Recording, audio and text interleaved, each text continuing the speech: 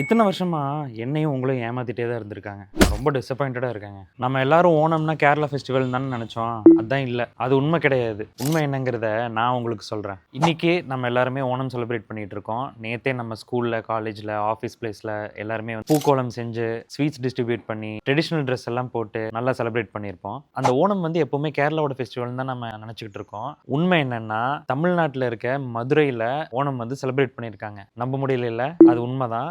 சேரர்களோட காலத்துல சேரர், சோழர், பாண்டியர் அப்படின்னு இருப்பாங்க இல்லையா? மதுரை ஆண்டுட்டு இருந்தப்போ வந்து மதுரை காஞ்சி அப்படிங்கிற அந்த ஊர் பேர் இருந்துச்சு. இப்போ வந்து அது மதுரை. முன்னாடி மதுரை காஞ்சின்னு இருந்தப்போ அங்க வந்து ஓணம் செலிப்ரேட் பண்ணதுக்கான நிறைய அடையாளங்கள் இப்பவுமே கோயில்கள்லயும், குறிப்பா கேரளாவோட கவர்மெண்ட் பப்ளிகேஷன்ஸ், அவங்களுடைய கவர்மெண்ட் ஆர்டிகல்ஸ்ல, ஒரு சில கவர்மெண்ட் புக்ஸ்ல கூட இன்னைக்கு வரைக்குமே வந்து அந்த குறிப்புகள்லாம் இருக்குங்கிறத நம்ம பாக்குறோம். மதுரையில எவ்வளவு ஃப்ரெண்ட்ஸ் இருக்காங்க. ஒரு வாட்டி கூட யாருமே இதை என்கிட்ட சொன்னதே இல்லை. இன்னைக்கு இன்னும் ரொம்ப ஸ்பெஷலான விஷயம் என்ன அப்படின்னு பார்த்தோம்னா, இன்னைக்கு மிலாடி நபியும் செலிப்ரேட் பண்றோம். இன்னைக்கு இயற்கையோட அழகு என்னங்கிறத கவனிச்சிங்களா? ஒரு முஸ்லிம் ஃபெஸ்டிவலும் ஒரு ஹிந்து ஃபெஸ்டிவலும் ஒரே நாள்ல செலிப்ரேட் பண்றோம். அதுவும் தமிழ்நாட்டில் நம்ம நெய்பரிங் ஸ்டேட்டான கேரளாவோட ஓணம் ஃபெஸ்டிவலையும் நம்ம நண்பர்களான இஸ்லாமியர்களுடைய ஃபங்க்ஷனையும் இன்னைக்கே நம்ம செலிப்ரேட் பண்றோம். இந்த ரெண்டு ஃபங்க்ஷன்லயும் ரொம்ப காமனான விஷயம் என்னங்கிறத பார்த்தோம்னா அன்பு. நம்ம வந்து அன்பை பரிமாறுறது, நம்ம ஸ்வீட் இனிப்பு பரிமாறுறது, அது போக சந்தோஷமா இருக்கிறது, இதெல்லாம் தான் இந்த ரெண்டு ஃபங்க்ஷனுக்கும் ரொம்ப காமனான விஷயம். மிலாடி நபியில முஸ்லிம்ஸ் வந்து எப்படி செலிப்ரேட் பண்ணுவாங்க அப்படின்னா, ரொம்ப முடியாதவங்களுக்கு, போர் பீப்புளுக்கு வந்து முடிஞ்ச அளவுக்கு அவங்க